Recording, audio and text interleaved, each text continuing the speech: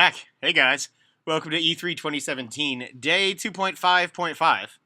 We never really left. No, we really didn't. We literally sat directly here. If you watched our Bethesda and EA wrap up, guess what? We didn't move. I've lost 5 pounds since then, though. That's accurate. I'm going to live here just so I can drop some pounds. It's hot! It's very hot. Chuck died from heat exhaustion. We covered that last show. Trey, he gave up a long time ago. We fired him because he's a hipster, we said. Old handlebars. Indeed. But let's talk a little bit about Ubisoft. They had in my opinion, stellar conference. It was great. Yeah, I thought more than anybody else, they kind of brought something for everybody in terms of just showing games that covered almost every genre, right? Maybe not a fighting game genre player and not a sports game person, but like just in general, like they had some shooter stuff, they had some open world stuff, they had some story-based stuff. VR was even in there. There was a lot that they covered. Yeah, I missed Aisha Tyler. Oh yeah. Turns out that her presence is actually pretty damn nice to have, just because she has some levity to the whole situation, and just she knows that she loves playing games and like just enjoys having that time on stage. Yeah, Frenchie McUbi was not made for Yves Guillemot. But let's go ahead and get into a little bit here. You wanted to talk about what was that game called again? South Park? Yes. Is that what it was? Yes. Double the fun for South Park. The Phone Destroyer. Yes, the Phone Destroyer. We get a mobile game, I guess, to hold us over. Did they say when those coming out? I don't know. I'm going to check the Android Marketplace as soon as we're done here. It looked great. Huh? No, shut up. It looked great, though. It was very much like it looked like a turn-based almost card style battler that still kept the same aesthetic, which obviously is just the South Park aesthetic. And hopefully knowing these guys, it's not going to be one of those that is loaded with microtransactions and ads and stuff. Or, some people were talking about if they do that. Signing off on that. Yeah, I mean, I could see it having to be a thing, but I could also see them like really making fun of it every time. Yeah. Like Cartman calling you a sucker every time you buy something or something like that, just really funny. The whole trailer started with Cartman FaceTiming you on your phone, which was awesome. Also, like as soon as that phone showed up, like popped up and like somebody was talking, I was like, "Oh, we're back at South Park. I recognize that voice." Like, yeah, I was really afraid it was going to be like augmented reality, like Pokemon Go at first, and I was like, "I don't." Oh man, what are you talking about? Chin Pokemon Go? I was afraid it was going to be. Oh my that. god, it would be amazing. And I was like, "That's all I want in life now." I was like, I'm gonna be like the biggest freaking hypocrite if I go every time you call, and be like, "Your Pokemon." Now that I need in my life, right? That would be amazing. Oh god, but this looks really funny. It started off with Cowboys versus Indians. And then the new kid was an Inuit, and Cartman was like, "Dude, we're playing Cowboys versus Indians." And you just heard Stan, "Inuits are technically natives." And then it was like versus wizards, versus aliens, versus... they brought in everything. Cock magic. Cock magic is what versus pigeons. God, man. South Park, like, if you don't know... They nail it. It's my favorite comedy of all time, probably. It's up there for sure. I 20 seasons strong, and I can't ever turn it off. It's appointment viewing for me, and if you haven't played The Stick of Truth, which we're going to talk about that sequel in a minute, it's like playing an episode. Yeah. It's like just a really long episode, like playing a season almost of South Park, and it is the best. And like this just seems like a nice little extension of that with Phone Destroyer. But then we got new footage kind of trailer for the Fractured Butthole, which I feel like was the perfect amount of time to spend on this. They didn't. It's good. We know when it's coming out. We know how it plays. Yeah. We don't need Matt and Trey on stage again with awkward interviews and stuff like that. They didn't have the couch set up this time. Yeah. Because they had to have those, that no-name pop star come out to sing for Just Dance. Man, she had some mom jeans on. She had a mom body. No shame. It's perfectly fine. She's pretty cute. But she had a mom body, so she had mom jeans. She's the youngest person I've seen with jeans without holes in them in like a decade. Those jeans had holes. Did they? Yeah, they had holes on her knee. Oh, I missed it. Not like grunge style, not that bad. Right. But they had like pre-distressed holes, right? Right. Anyway. But the Fractured Butthole was funny. We got introduced to a new mystery hero in the crew, which was Call Girl. Call Girl was covered amazing. in cell phones. So not that kind of Call Girl, although Timmy is Professor X. It was the best. He just called us douchebags in my mind. Man, I can't wait for that. It looks great. It looks absolutely fantastic, especially with all the comic book stuff that's happening right now. It's perfect for them to do. Yes. I can't wait. October 17th. Yes. So yeah, like 5 days after The Evil Within. The October. Scare the shit out of yourself, and then just laugh your ass off afterward. Or just blend them, like an hour of Evil Within, then go laugh for a little while, and then another hour of Evil Within, and every time I see a manhole cover since playing Stick of Truth, I just start going crab people. It's fantastic. Absolutely. Beyond that, though, not yet. You wanted to also talk about Transference? Ascendance? Transference. Okay. Not Johnny Depp. This came on. Frodo. I knew nothing about this. I hadn't even heard about it. No, I don't think anybody had. Jonathan Dornbush from IGN, he was on the post show talking about how he got to play it. I think either at Judges Week or like at an event earlier today. This seems to be the VR walking simulator that you want. That I've been just screaming for, and it's got Elijah Wood repping it. I'm guessing he's the star of it. Mm-hmm. Some dude who looked like really thin Seth Rogen. That's actually accurate. It's talking about actually Transcendence. Kind of, material about storing, uploading like consciousness and artificial living through realities. ever by your consciousness being transferred into machines and computers and just. This was a 100% live action trailer. It was just a really cool, like it was like the intro trailer to The Division when they first showed it, talking about like the Black Friday plague or whatever, like the whole news reports and things like that. Only this was like a 1970s style like Dharma initiative almost. Yeah, that's it had a real Lost vibe to it, and it looks good. I mean, we were discussing this off camera. Nothing on VR. I know probably a lot of you haven't played like true VR, like PSVR or Oculus or the Vive. But Mary did lend me one of the ones that you slide your phone into, and I've ridden some roller coasters, which is really cool. Nice. Yeah, it's fun. But those look better. This looked better than that does, but VR still doesn't have like awesome fidelity. Yeah, but they this said looked that, about as good as it's going to get for that. Yeah, in terms of like the little stuff you saw on a computer screen, from what I understand, like at least the bit that IGN had played, it was. Like, it takes place in a house, at least this one story that he was playing. It was dealing with the PTSD of a family member, and it was, like, transferring or jumping back and forth between two different time periods a decade apart, like 1989 and 99, or it's almost like 83 and 93. Eternal Sunshine-ish, like, going back through memories and stuff. If only. Give me that game where I can just pick apart people's memories and, like, delete things that I want. Yeah. Holy fuck. Yeah, I would play that. God, I'd be so in. Yeah, I'm so in on this. This is selling me a VR game, which I desperately needed to justify my money from last year. Yeah. I know there's one other game we want to talk about. Didn't we have a fourth one from Ubi? Probably want to mention Rabbids. That was it. Mario and Rabbids Kingdom Battle. Yeah, Mario plus cross Rabbids, whatever. It's plus Rabbids, yeah.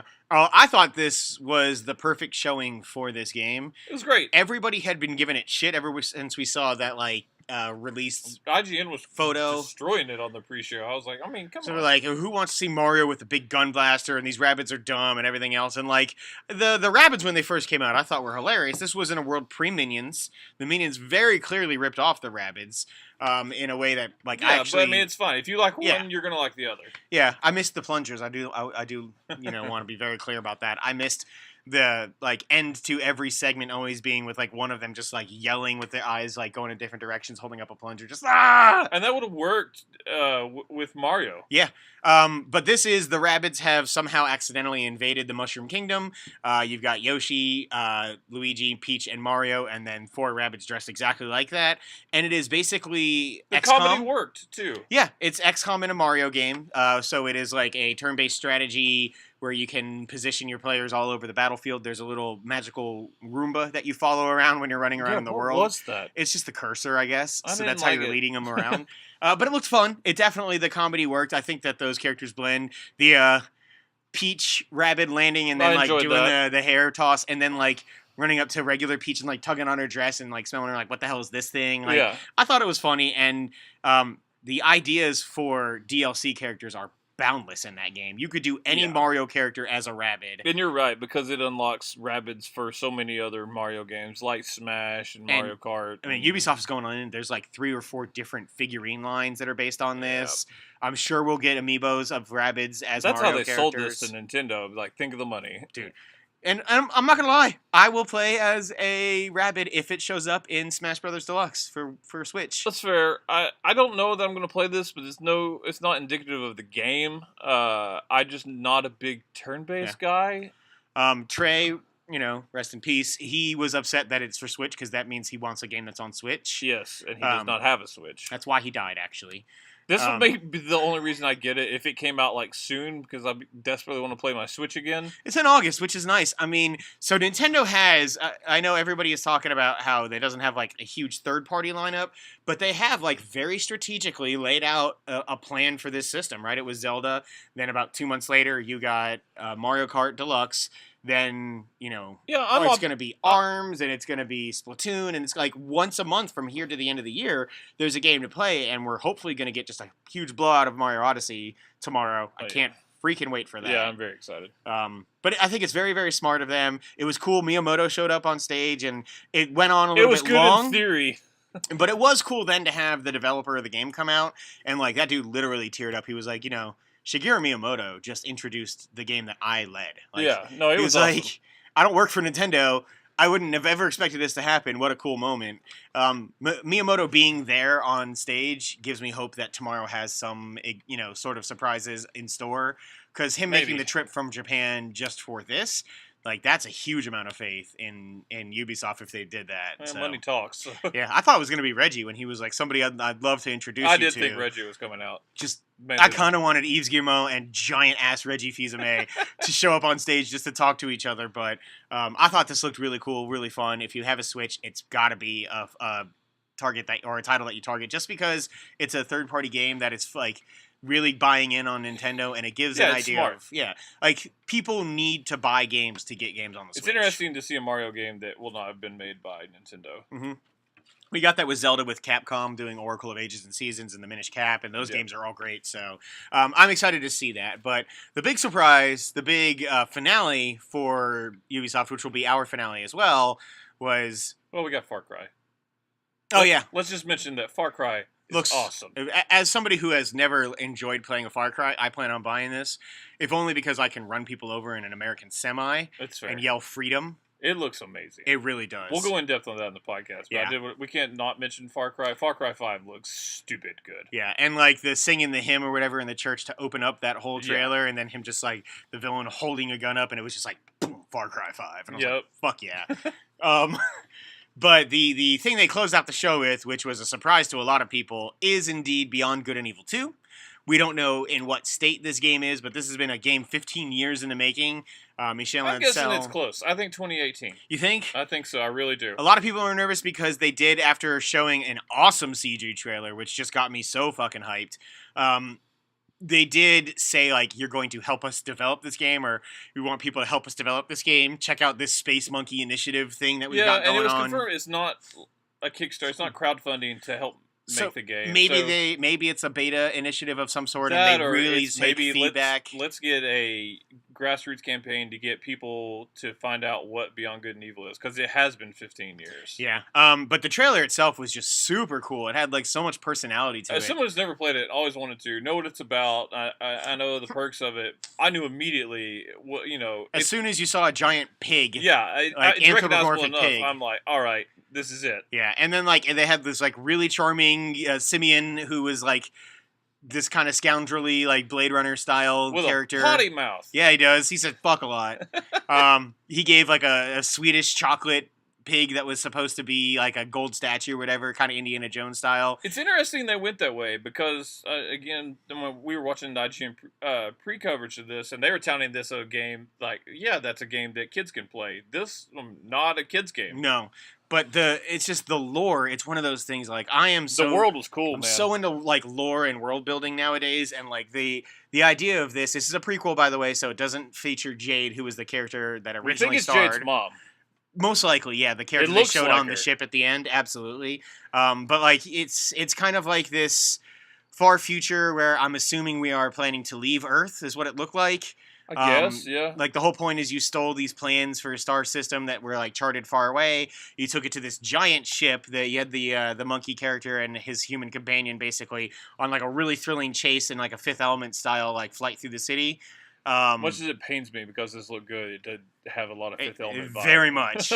And then like they got on this giant ship and just like took off into space. I thought it looked so cool. It was really cool. The world was cool. It looked big. There was a lot of background design, which I like, which means we're gonna have a very vibrant world. Looking at what they showed on the screen behind Michel Ancel when he was on stage, the rumors of the Switch only is not true. This game is not running on Switch. That game is not a Switch only, if it comes to Switch. Yeah, it won't, which is really unfortunate because it was, you know, a GameCube game to begin with, and it was on original Xbox as well, but most people really do associate it with the GameCube, and I hate to see Nintendo lose those kinds of properties in a way, but at the same time, I mean, I can understand them wanting to put as much behind this as possible. They've got to get the money behind this. Yeah. But yeah, it was believable really when good. originally the reports were that Nintendo was funding it the way they did with Bayonetta, just because it made sense, right? You get these titles that didn't sell huge, like almost in the way Psychonauts did, right? Like it didn't sell huge to begin with, but had a cult following. Same with Bayonetta. You know, get a company who's willing to fund it and publish it. It made sense that it would be a Switch exclusive, but it looks like Ubisoft decided to go ahead and fund it themselves and just roll with it as a big budget game. And you know, hopefully it comes out soon and it really delivers. So I thought Ubisoft did great. They killed it. I can't wait. There was, you know, we'll talk on the regular show about The Crew 2 and that insanity and like so many other things. But we're gonna go get ready for Sony. It starts here in about 35 minutes or so. So obviously that's the highlight of the week for me outside of Mario Odyssey. So we will definitely hit you guys up with another video later on in the week. Yep. Bah. Still not ready. This is what I do, Freeze folks. frame. Bye.